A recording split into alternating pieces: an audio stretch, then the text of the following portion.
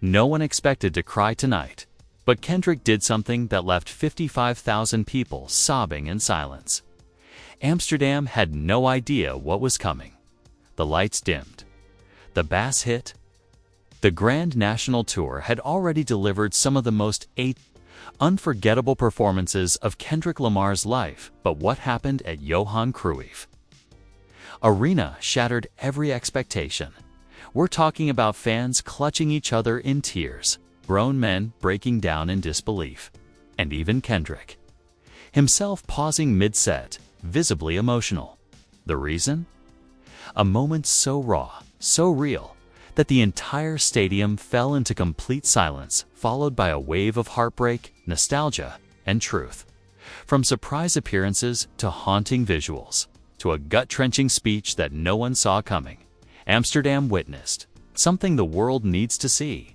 Was it a tribute, a confession, a farewell, or something darker? Stay right here, because we're about to break down every second of the emotional chaos that turned the Grand National Tour into a cultural funeral. And just when you think you know what happened, wait until we tell you who was secretly in the crowd. Watching it all go down? Let's dive in. The Grand National Tour wasn't just another Kendrick Lamar tour, it was a cultural reset. From the moment the dates were announced, it became clear this wasn't going to be your typical arena run. This was Kendrick's message to the world, wrapped in lights, rhythm, and raw truth. Every city got something personal, something rare. But Amsterdam?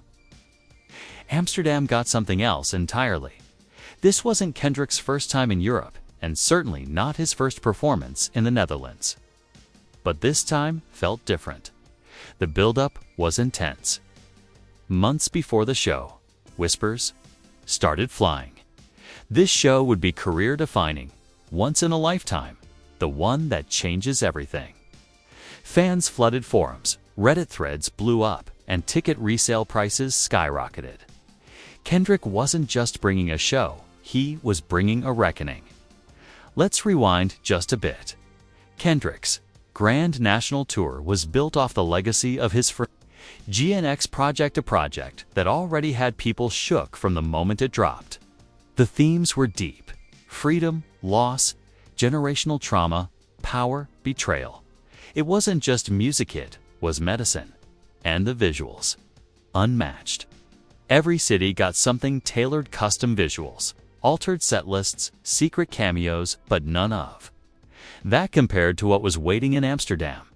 The city had been buzzing for days. Streets were painted with Kendrick's face. Murals went up overnight. Local artists hosted listening parties.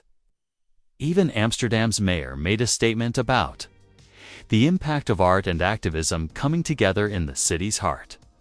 But something strange happened just 24 hours before the show. A cryptic tweet from Kendrick's team went out. "Amsterdam, you've waited long enough. It's time for the truth." That was it. No explanation, no follow-up. And yet, the internet erupted. What truth?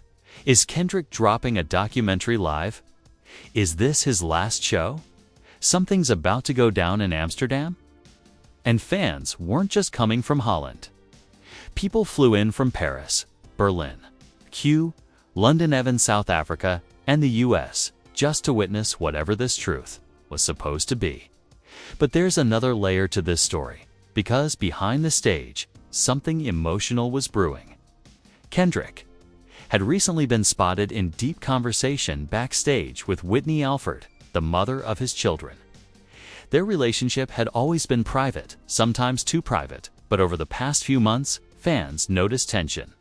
Rumors swirled that she wouldn't be on tour, that she wasn't speaking to Kendrick, that there was someone else. And guess who else was seen arriving in Amsterdam just hours before the concert? SZA. That SZA. The tension between Kendrick and SZA had been boiling ever since the GNX tour dates overlapped with her surprise album drop. An album some believe targeted Kendrick in cryptic lyrics about betrayal, silence, and creative sabotage. Fans had been dissecting the bars for months. So when both Whitney and SZA were spotted in the same city just before Kendrick's biggest show of the year, people started asking real questions. What was about to go down? Was this an artistic collision? A public statement? Private moment turned global spectacle?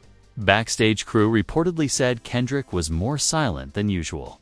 He skipped rehearsals, he canceled interviews. And before the show, a sound tech allegedly overheard him say, "This one's gonna hurt, but they need to feel it." Chills. And then the stage went black. The crowd screamed, the first beat hit. No one, not even the most hardcore Kendrick stan, was ready for what happened next, and what started as one of the greatest hip-hop shows of all time slowly unraveled into a live, emotional breakdown that left the audience breathless.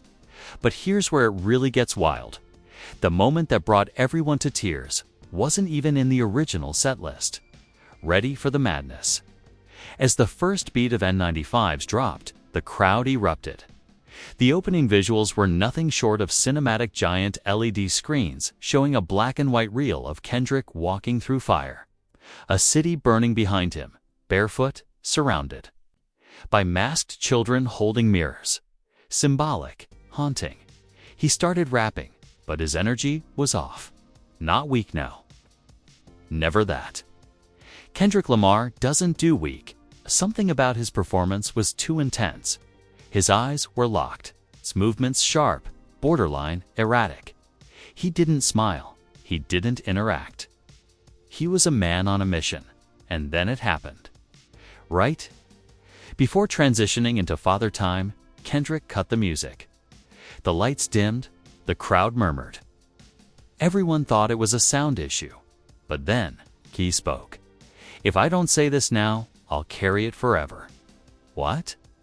Fans looked at each other confused. Whispers filled the stadium. Phones came out instantly. "This wasn't part of any other stop on the Grand National Tour," Kendrick continued. His voice trembling, but loud. "I built a legacy out of silence. I stayed quiet. This is no longer a concert. This is confession.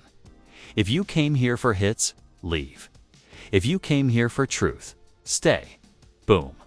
Drop the mic energy, and guess what? He didn't play DNA. He didn't play humble. He cut the bangers and went deep into his unreleased vault tracks about fatherhood, betrayal, his fears about becoming his own absent father, and even lines that hinted at suicidal thoughts. One fan who was close to the stage claimed Kendrick made direct eye contact with them during the song Fall Short, which included the bone-chilling lyric, "Would they love me if I vanished on the road that I paved?"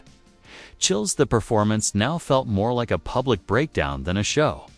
But just when fans thought it couldn't get heavier.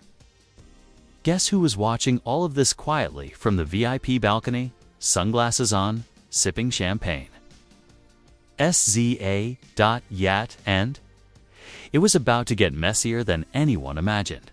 When the cameras panned to the VIP balcony, fans watching the live stream instantly recognized the silhouette. SZA. Hair laid. Big black sunglasses.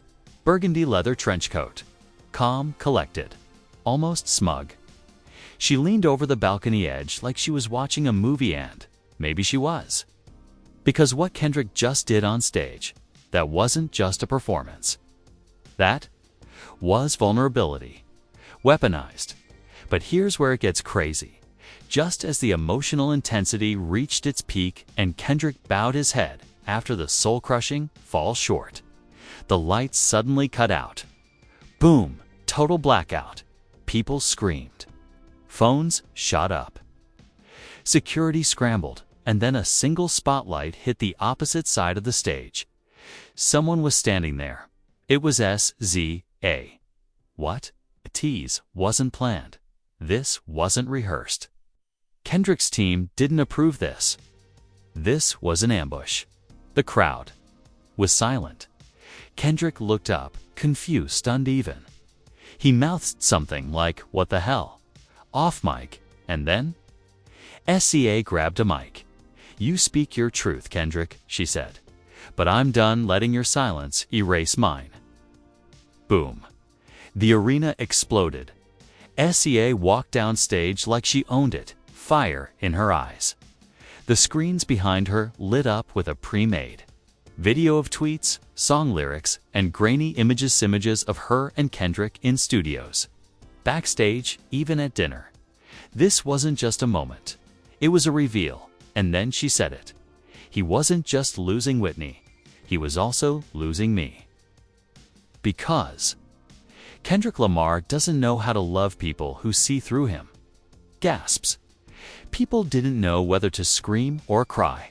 She launched into an unreleased ballad allegedly titled "Silence Kills," and every lyric felt like a direct hit at Kendrick. "I built your heaven, but you slept in hell. You broke the silence, but never broke the spell. You wore a crown, but left me the thorns, called me a muse, but buried me worn." Ouch. People were already speculating about SZA's cryptic lyrics for months, thinking they were about Kendrick, but this was confirmation. Twitter went into full meltdown mode at Hip Hop T-Plug. Nah, did SZA just hijack Kendrick's show? Hashtag #GNXAmsterdam at CULTUREAKZSCA. SCA basically said, "I was the other woman in front of Whitney and 50K fans." This is wild. At Wacky Batty 21, imagine being Whitney, watching both Kendrick and SZA cry over you and each other at the same damn show. A triangle of pain at Europe Rap Insider. Kendrick might have just had his MJ moment. Amsterdam equals his Confessions tour. But it didn't stop there. As soon as Shaw finished her performance, she looked directly at Kendrick and said, "You had two queens and still chose to be king of nothing." Mic drop. She walked off stage to thunderous applause. But the camera caught Kendrick visibly shaking, red in the eyes, gritting his teeth. For a moment, he looked broken. Not because of the exposure, but because it was all true. And then he laughed. Not a joyful laugh, a haunted one. Like a man who just watched his whole life burn down and realized he lit the match. Kendrick picked up. Ben muttered, then let it all burn. And with that, the stage visuals flipped fire. Ashes Kendrick standing alone in a collapsing cathedral, while the final, haunting chords of an unreleased orchestral version of Mortal Man played in the background. You could hear people wailing in the crowd. Some fans even had to be escorted out for panic attacks and emotional breakdowns. The vibe was surreal, like a spiritual experience, a confession, and a funeral all rolled into one. But here's the kicker. The concert still wasn't over. Kendrick whispered, "One more." And he dropped an entirely new, unreleased verse. What? Fans are now calling the Amsterdam Confession, and this verse. It had fans, media, and even the rap industry shook. "I gave M. Pulitzer truth, but hid the scar, made you sing along while I bled through the bars." Whitney cried. SZA warned. "I just ghosted. Now I'm in this castle, throne corroded. Bro." Every word felt like a goodbye. And then fade to black. No encore, no announcement, no thank you. Just one man, standing in the ruins of his own legacy. And 55,000 fans crying with him. But just when you thought this was the end, it gets even wilder because someone else was secretly at the arena, and this person may change everything about Kendrick's next move. Within minutes of Kendrick's abrupt fade to black. Hashtag #GNXAmsterdam, hashtag SCA Confession, and hashtag KDOT Breakdown were the top global trends. Twitter, TikTok, Instagram, and even LinkedIn lit up with reactions. Screenshots of Kendrick's face in tears, SCA's power stance, and Whitney Alford's silent walk-off flooded timelines across continents. And then came the chaos. Social media split into war zones. On one side, the die-hard Kendrick stands, defending their king.akdot scripture. This ain't a breakdown, it's poetry.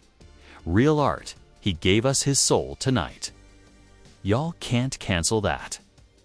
At 2PIMPOFAN, that wasn't a concert.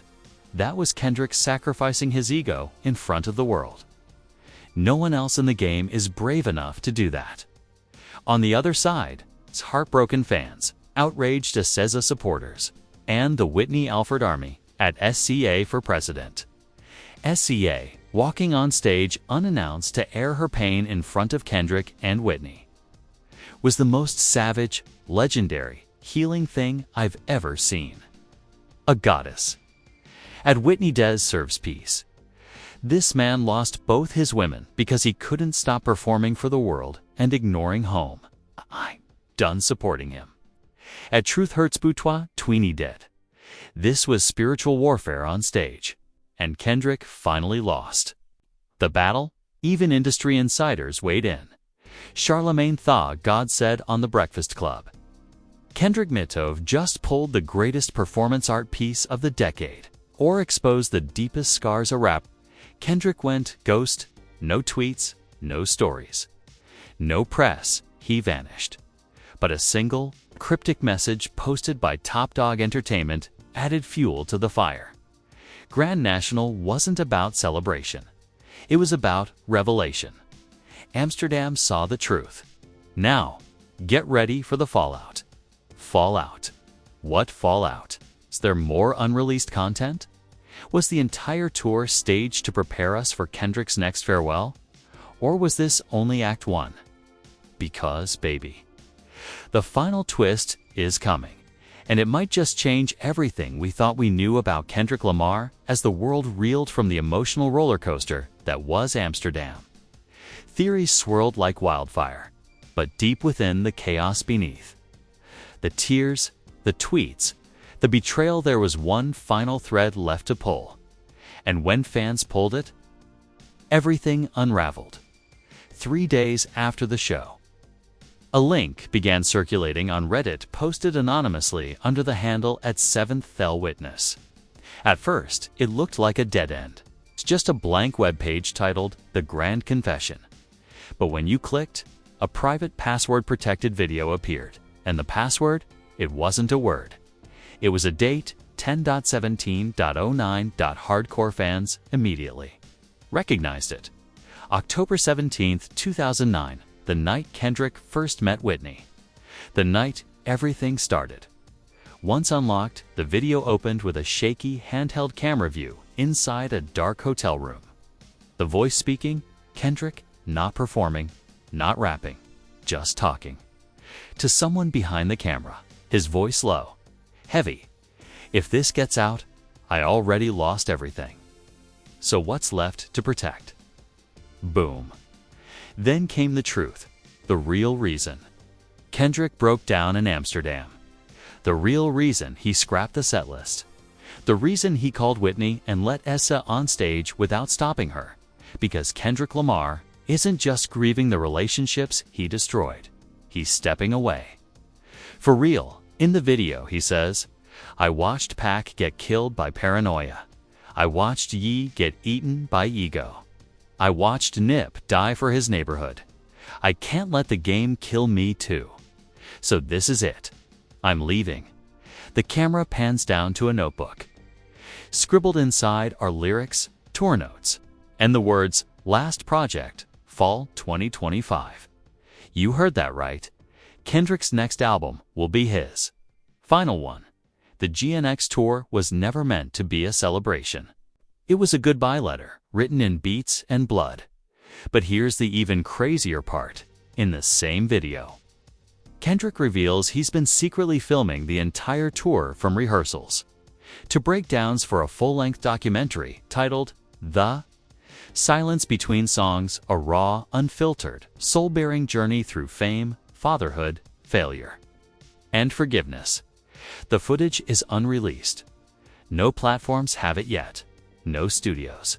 Just Kendrick's inner circle. And according to the closing screen on that leaked video, The silence drops when I do. Until then, hear me without the beat. Bro, this changes everything. Amsterdam wasn't a meltdown.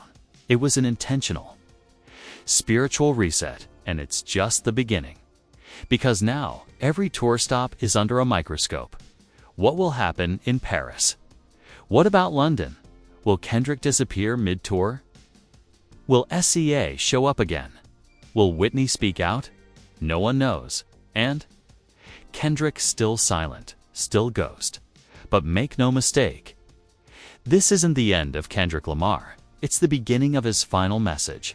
And if Amsterdam taught us anything, it's that truth doesn't come with applause.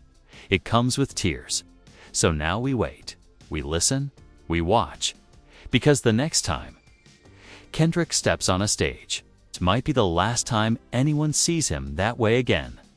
Now that you've witnessed the full emotional collapse of Kendrick Lamar at Amsterdam's Johan Cruijff Arena, we have to ask, was this the greatest performance of his career? Or was it a funeral for the Kendrick we used to know? Because what we saw in Amsterdam wasn't just vulnerability. It was surrender to truth, to pain, to legacy, and maybe, to guilt. He gave us everything: his silence, his shame, his soul. And now, he's gone, so we want to hear from you. Was SCA right to crash that stage? Did Kendrick weaponize pain for performance? Or was this pure healing? And if Kendrick's next album is his last, what do you want him to say before he disappears forever? Drop your thoughts in the comments below. Don't hold back. We're diving into every theory, every tweet, every hidden lyric. This story is far from over, and if you're just as shaken as we are, smash that like button. Subscribe for more real breakdowns, exclusive leaks, and insider tea the mainstream won't touch. Turn on notifications so you never miss the next Kendrick update, because trust us, the next one will blow everything wide open. This ain't just hip-hop anymore. This is legacy in real time, and we're documenting every single second. Stay tuned, stay woke, and stay ready, because Kendrick Lamar's final message might already be written, and you're living it.